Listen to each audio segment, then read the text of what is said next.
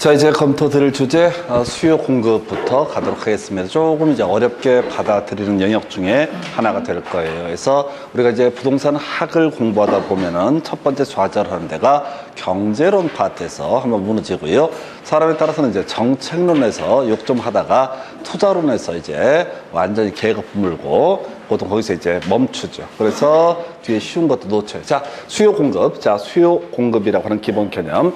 일정 기간 동안 구매 능력이 있는 소비자가 부동산을 구입하고자 하는 욕구라고 해서 수요라고 하는 것과 니즈라는 개념은 다릅니다. 그래서 단순한 욕구, 나 저거 갖고 싶어. 이건 욕구에 불과하고요. 수요라고 하는 것은 구매 능력 있는 소비자. 작년에 이런 유사한 지문이 하나 구성되어 있는데 답은 아니고 일단은 일정 기간을 전제로 하는 개념입니다. 공급이라고 하는 거 똑같은 논리 구조야. 공급 능력 있는 공급자가 일정 기간 동안 공급하고자 하는 욕구를 가리켜서 공급이라고 부르게 됩니다. 그래서 자, 여기서 이제 일정 기간의 포인트를 둬서 요즘은 거의 안 나오는데 유량이라는 개념이 하나의 쟁점이 되게 됩니다. 그래서 일정한 기간을 기준으로 측정하는 변수를 가리켜서 유량이라고 부르게 돼요. 그래서 이 문제는 24회 때인가 마지막 구성이 되고 요즘엔 거의 구성이 안 되고 있는데 수, 지, 공 그냥 외우면 돼. 수, 지, 공을 뭐라고 부른다? 유량이라고 부른다. 해서 먼저 수입이라고 하는 것과 우리 시험에 나왔던 용어들 가계 차원에서 수입이라고 하는 거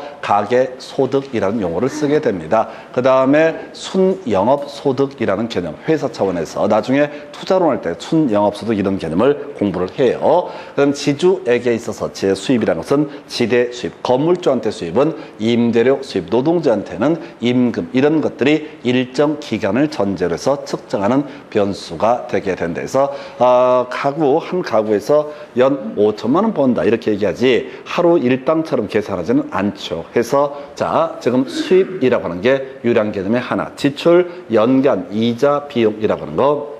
그 다음에 공급량 해서 주택의 공급은 유량 개념과 저량 개념 두 가지가 있게 되는데 지금 이제 재고량을 가지고 지금 현재 공급 빈주택이 얼마다 이런 식의 개념을 저량이라고 부르게 될 것이고요. 유량은 1년 동안의 아파트 생산량이라고 하는 거 이런 식의 개념에서 수, 지, 공을 뭐라고 부른다? 유량 개념이라고 부른다 해서 수입과 지출과 공급량 요 정도면 거의 다 이 문제를 해결할 수 있어요. 근데 거의 대부분 문제가 저량 문제를 주로 이슈로 삼는데 외우기 어려우니까 수, 지, 공은 뭐가 된다? 유량 개념에 해당이 된다. 물론 여기 당연히 수요 공급도 유량 개념의 한 종류가 되게 된다. 저량 개념은 특정한 시점을 기준으로 측정하는 변수라고 얘기합니다. 그래서 지금 이제 자산, 우리 자산 가치가 10억이다, 5억이다. 자, 자산 가치, 실물 자산, 또 인구수 현재 1월 말 현재 몇 명이다 이런 식의 개념. 1년 동안 인구가 몇 명이다 이런 말은 쓰지는 않습니다. 그리고 나중에 재고량 이런 것들 나오는데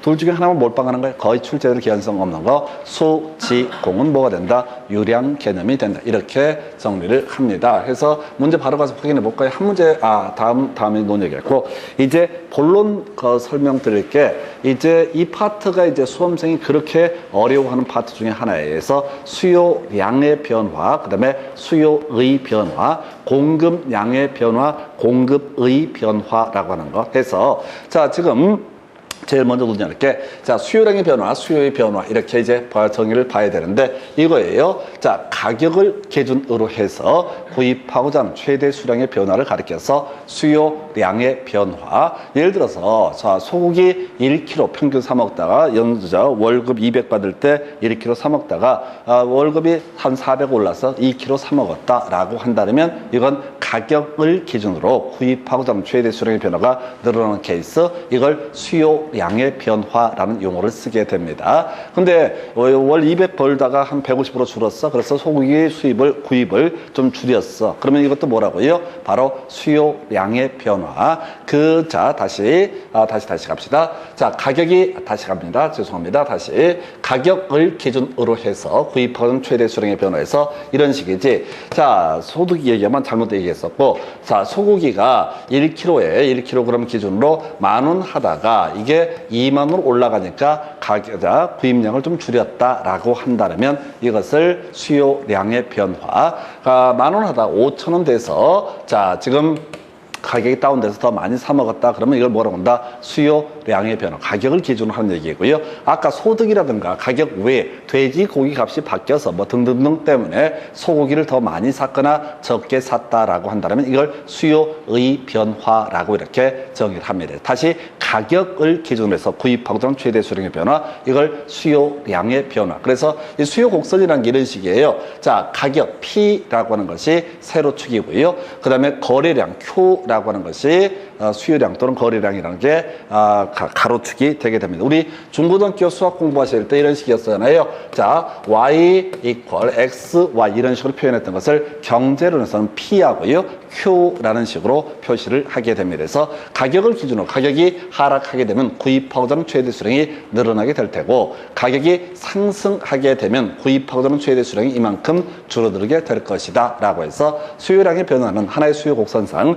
점의 이동으로 나타나게 된다라고 해서 다 아주 단순히 시켜야 돼. 가격 때문에 구입하고자 하는 최대 수량의 변화가 있는 것을 뭐라 본다? 수요량의 변화. 그럼 가격 외의 요인에 따라서 구입하고자 하는 최대 수량의 변화가 발생할 수 있다. 아까 예를 들었던 게 소득이 증가했다. 소고기 가격은 그대로 있는데 소득이 증가해서 소고기를 더 사 먹었다라고 한다면, 그래서 구입하고자 하는 최대 수량이 늘어났으면 그걸 수요의 변화라고 부른다. 또는 소고기하고 돼지고기 반마씩 사 먹다가 돼지고기 가격이 급등함에 따라서 오히려 소고기를 더 많이 소비했다라고 한다면 이걸 뭐라고 한다? 수요의 변화. 왜? 그 재화의 가격 외의 요인에 따라서 구입하고자 하는 최대 수량의 변화를 뭐라고 본다? 수요의 변화. 그 재화의 가격에 따라서 구입하고자 하는 최대 수량의 변화를 뭐라고 한다? 수요량의 변화. 그래서 수요량의 변화는 하나의 수요 곡선상 이렇게 점의 이동으로 나타나게 된다. 그럼 바로 비교해 보실 것이 수요의 변화라는 개념이 있게 됩니다.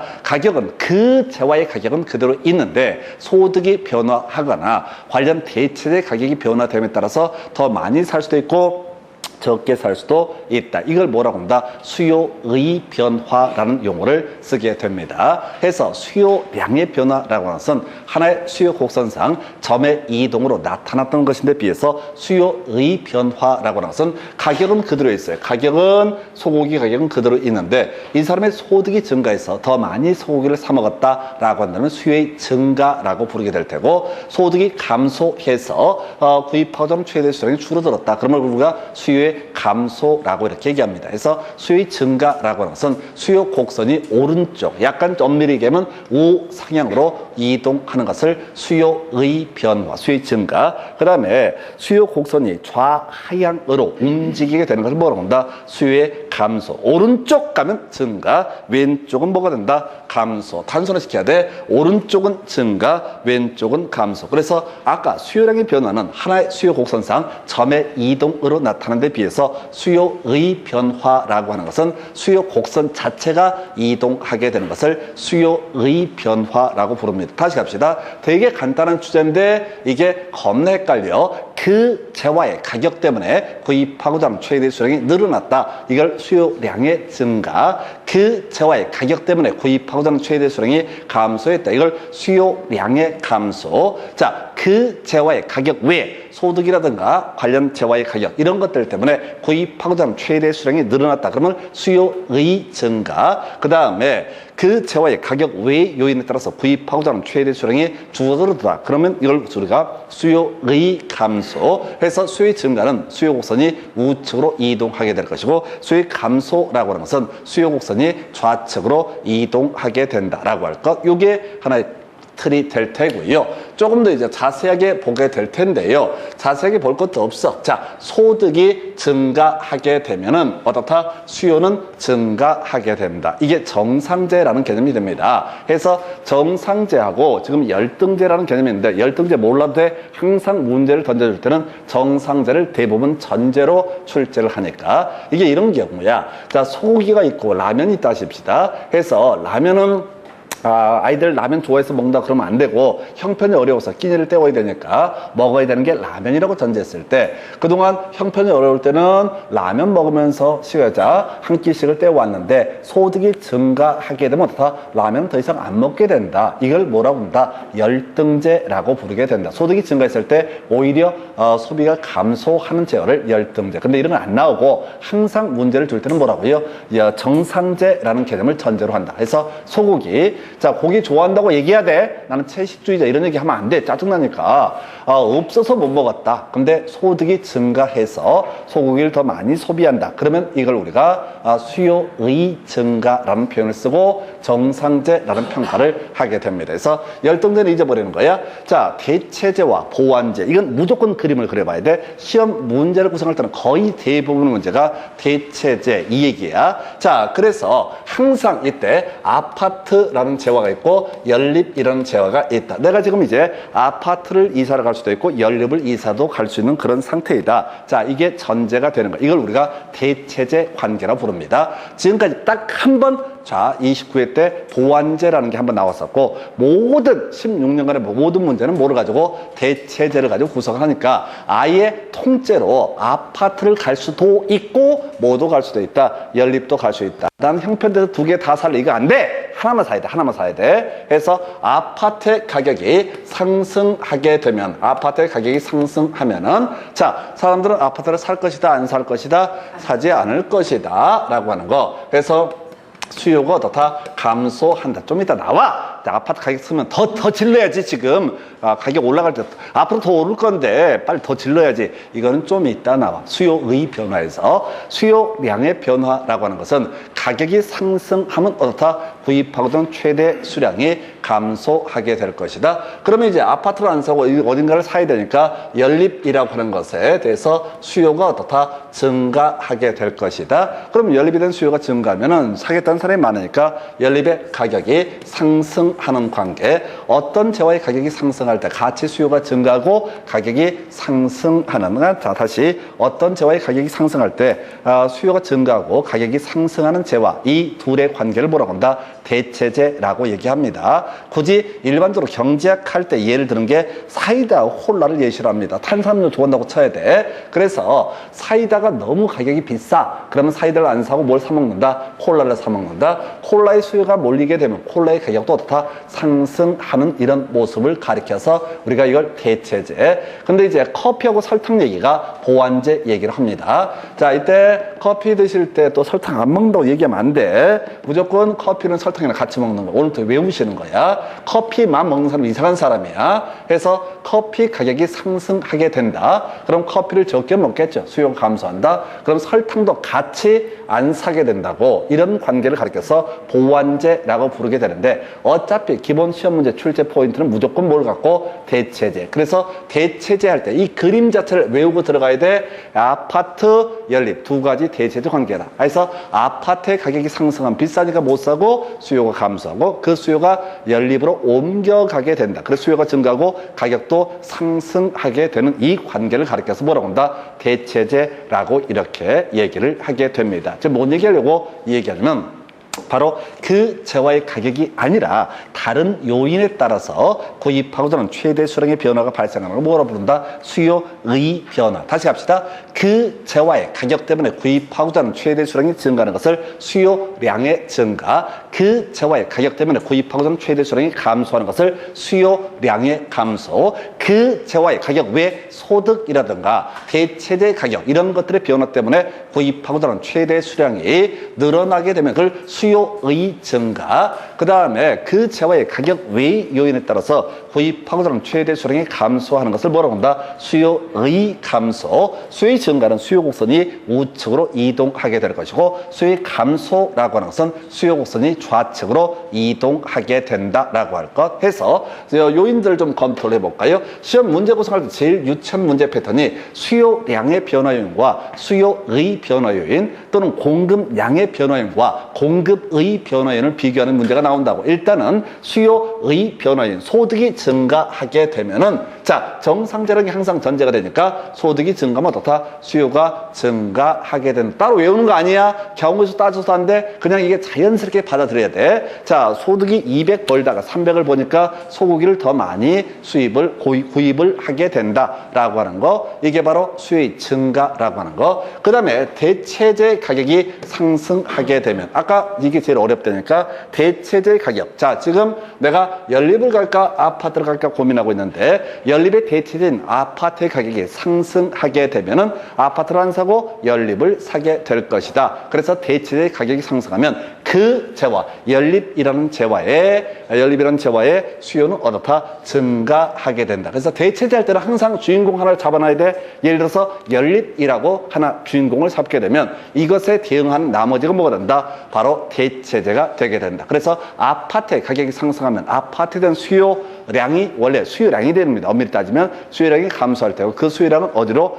바로 연립으로 옮겨갈 것이다. 그래서 대체재 가격이 상승하면 그 재화의 수요가 어떻다? 증가한다. 그래서 수요 곡선이 우측으로 이동한다. 그래서 이게 실제 공부하는 과정에서는 제일 짜증나는 파트가 이 파트야. 제가 처음 해볼 때 죽는 줄 알았다니까. 이 망할로 새끼들이 대체제 이걸 만들어서 사람 머리 터지게 만들어. 아니, 난 독학을 했거든. 자, 책을 보면서 이해를 했거든. 뒤지는 줄 알았어. 뒤지는 줄. 이 원리를 깨우치기가 그렇게 어렵다니까. 여러분 선생한테 배우잖아요. 나는 이걸 독학을 했다니까. 누가 저 머리가 좋아서 이런 짓거리 한 줄 알았는데 할 일이 없어서 이걸 하는 거야. 계속 이해될 때까지 몇십 번. 그래서 내린 결론이 뭐냐면 무조건 그려야 돼.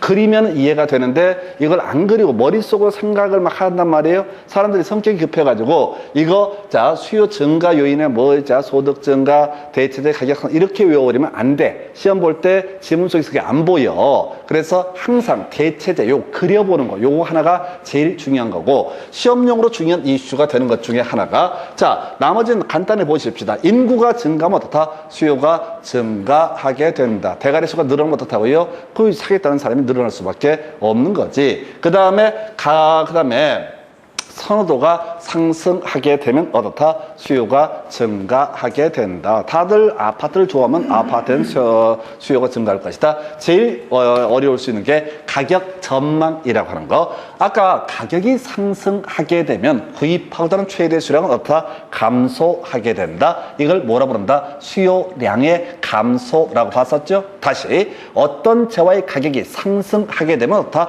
구입하고자 최대 수량은 감소하게 될 것이다. 이걸 뭐라 부른다? 수요량의 감소라는 표현을 쓰죠. 그러면 가격 상승이 예상이 되게 되면은 이때는 이 가격의 변화입니까? 가격 외의 요인입니까?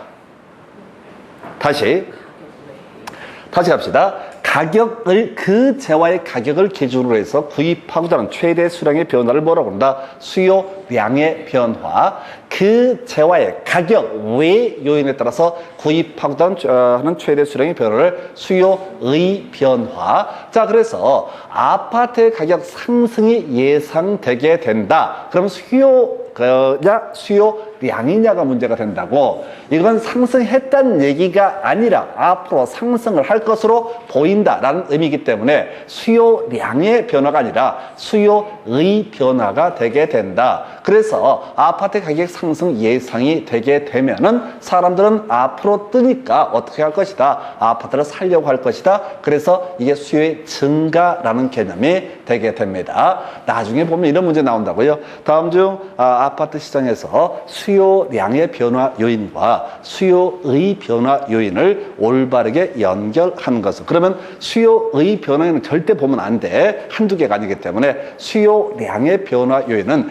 그 아파트의 가격 상승이나 하락이라고 하는 것은 뭐가 되고 수요량의 변화 요인이 되고 아파트 가격 상승 예상, 하락 예상이라는 것은 실제 올랐다 내렸다 얘기가 아니기 때문에 그 재화의 가격 외 요인에 해당이 돼서 이건 뭐가 된다? 수요의 변화 요인이 되게 된다. 그래서 아까 이런 거 있었잖아요. 무식하게 공부했던 거. 아파트 가격 상승이 아파트가 가격을 상승한다. 그러면 어떻다? 수요는 감소한다. 이거하고 아까 아파트 가격 상승하면 어떻게 한다? 앞으로 더 뜰 거니까 이거 빨리 올라타야 된다 해서 살 수가 있다고요. 이것은 수요량의 감소 얘기가 아니라 바로 뭐야? 수요의 증가 요인이 되게 된다. 해서 이게 헷갈리는 거예요. 가격 상승 예상, 가격 하락 예상은 가격 상승이나 하락을 했다는 얘기가 아니기 때문에 수요량의 변화 요인이 아니라 뭐가 된다? 수요의 변화 요인. 이것만 좀 주의하시면 돼. 나머지 대체제가 좀 어렵고요.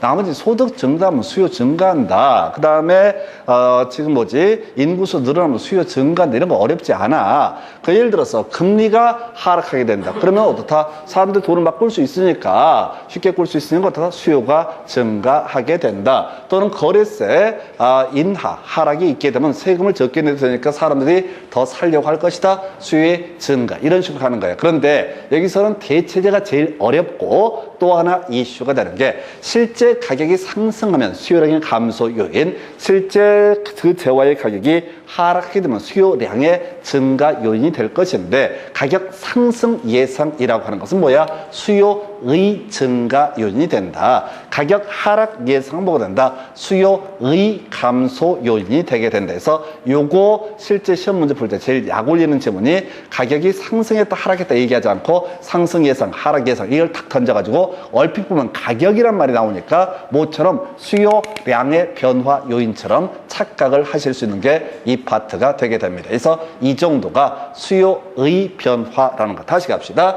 그 재화의 가격에 따라서 구입하고자 하는 최대 수량의 변화를 가리켜서 뭐라 부른다? 수요량의 변화라고 부르고 가격 상승하면 당연히 수요량은 감소할 테고 가격이 하락하면 당연히 수요량은 증가하게 된다. 그래서 수요량의 변화는 하나의 수요 곡선상 점의 이동, 가격을 기준으로 해서 점의 가격이 내려가면 어떻다? 이만큼 구입하고자 하는 최대 수량이 늘어나게 될 것이고 여기서 이만큼 그 다음에 가격이 상승하게 되면 그만큼 구입하고자 하는 최대 수량은 줄어들게 될 것이다. 이걸 수요량의 변화, 하나의 수요 곡선상 점의 이동으로 나타나게 된다. 이렇게 얘기를 해야 되겠고요. 그 다음에 지금 뭔 얘기다 여기까지 봤지? 수요의 변화라고 하는 거. 그 재화의 가격 외 요인 해서 주로 소득하고 대체제 얘기가 주로 이슈가 되고 실제 문제를 풀어갈 때는 약을 바짝바짝 올리게 하는 것이 가격 상승 예상과 하락 예상은 보기에 따라서 수요량의 변화 요인처럼 오인할 수 있다. 이렇게 정리를 하게 됩니다. 해서 이렇게 하나 보셨고 자 그리고 나서 자 문제 한번 가서 체크를 해볼까? 공급량은 여기까지 가야되구나. 자 구조 똑같아. 그 재화의 가격에 상승되게 되면 어떻다? 사람들은 많이 공급을 하려고 할 것이다. 더 오를 때까지 버텨야지. 아니 기계적으로 가셔야 돼. 그래서 가격이 상승함에 따라서 공급자는 더 많이 공급을 하려고 한다. 가격이 하락하면 어떻다? 공급자는 공급을 줄이려고 할 것이다. 이걸 가격에 따라서 공급하고자 하는 최대 수량의 변화, 공급량의 변화라는 용어를 쓰게 됩니다. 그리고 나서 자 지금 이제 공급량의 변화는 하나의 공급 곡선상 점의 이동으로 나타나게 된다. 그럼 바로 공급의 변화라는 개념을 체크를 해봐야 되죠. 의 변화라고 하는 것은 그 재화의 가격 외의 요인에 따라서 공급하고자 하는 최대 수량의 변화를 가리켜서 공급의 변화라는 용어를 쓰게 됩니다. 그래서 자 똑같아요. 공급이 증가한다는 얘기는 공급 곡선이 우측으로 이동하게 된다. 공급 곡선이 좌측으로 이동하는 것을 뭐라고 한다? 공급의 감소라고 이렇게 얘기를 하게 됩니다. 그래서 간단한 주제고요. 그리고 나서 검토하게 될 것이 이 얘기.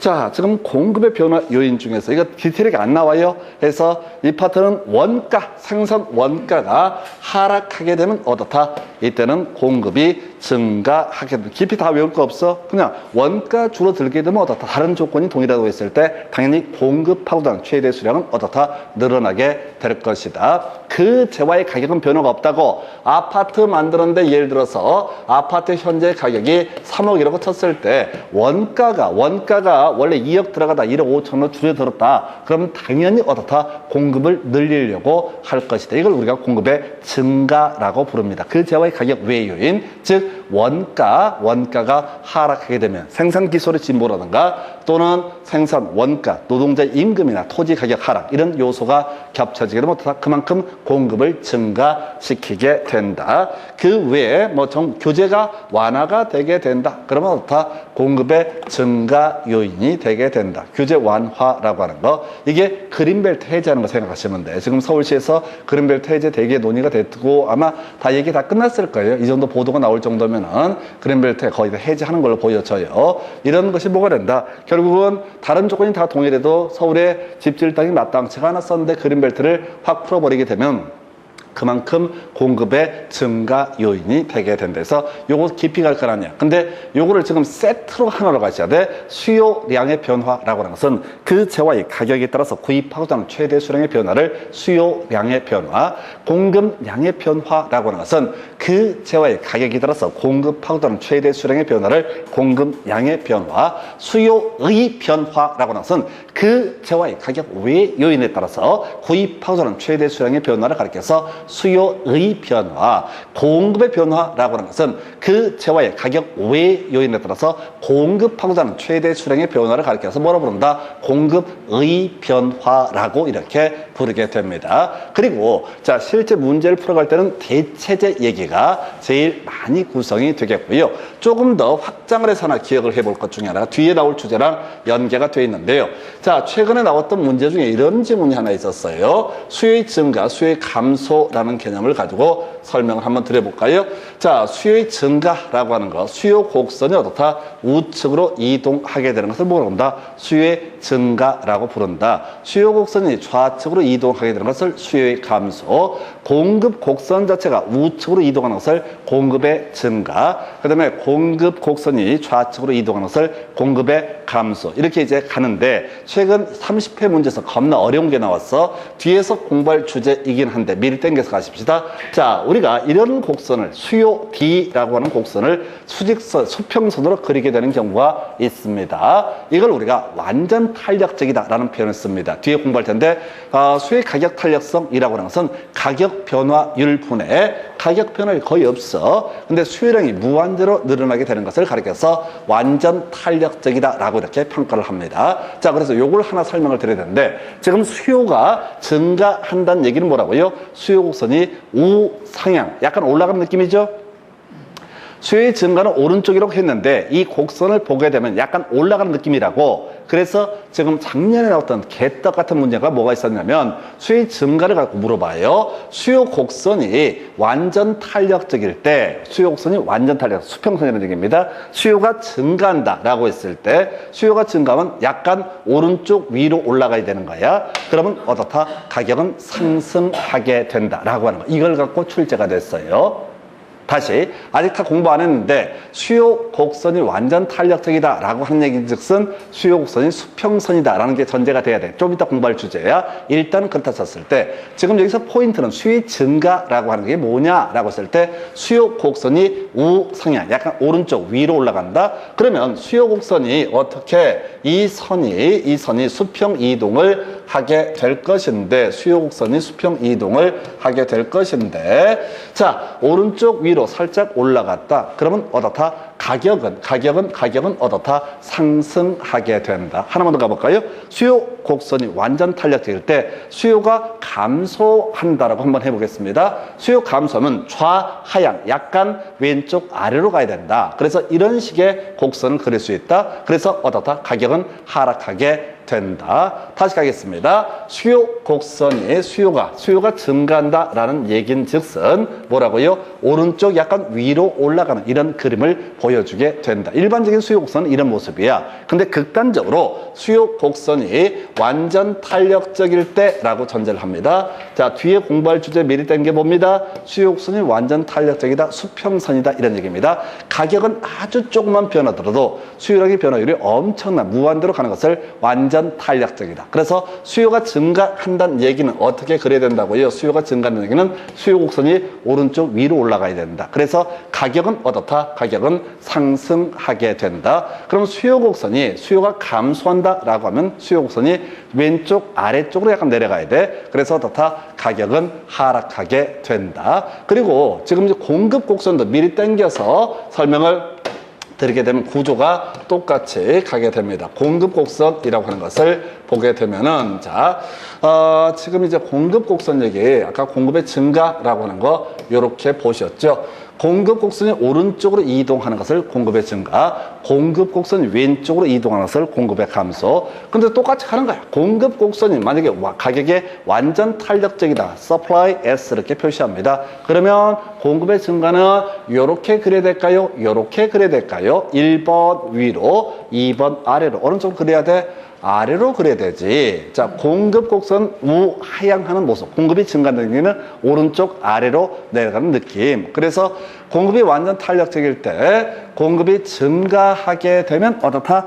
가격은 하락하게 된다. 다시요. 아까 수요 곡선은 이렇게 지금 이제 머리가 핑핑 돌 것 같지? 해도 해야 돼. 자, 수요 곡선이 만약에 D라는 게 수요 곡선이라는 얘기거든요. 수요가 완전 탄력적이다라고 했을 때 수요가 증가한다는 얘기는 우상향, 약간 가는 느낌이야. 그래서 이렇게 이동을 한다. 그래서 가격은 어떻다? 자, 수요가 완전 탄력적일 때 수요가 증가하게 되면 가격은 상승하게 된다. 수요가 완전 탄력적일 때 수요가 감소하면 어떻다? 가격은 하락하게 된다. 공급이 완전 탄력적일 때 공급이 증가하게 되면 어떻다? 가격은 하락하게 된다. 그 다음에 공급이 완전 탄력적일 때 공급이 감소하면 좌하자 상향 올라가야 되죠? 이렇게 그려야 된다고. 좌상향. 이 선 이쪽으로 가야 된다고. 그래서 어떻다? 가격은 뭘 한다? 상승하게 된다. 미리 당겨서 오른쪽, 왼쪽 얘기했었고요. 다시 수요의 증가는 자, 다시 수요 곡선, 수요의 증가. 수요는 이런 식으로 그랬었죠? 우상향 증가가. 그 다음에 공급의 증가라는 것은 우하향 해서 이 30회 때 겁나 어렵게 나왔던 문제가 이 문제가 있었는데 나중에 탄력성 얘기랑 다시 한번 체크를 할 거예요. 잠시 끊었다 이제 문제 가지고 설명을 드리겠습니다.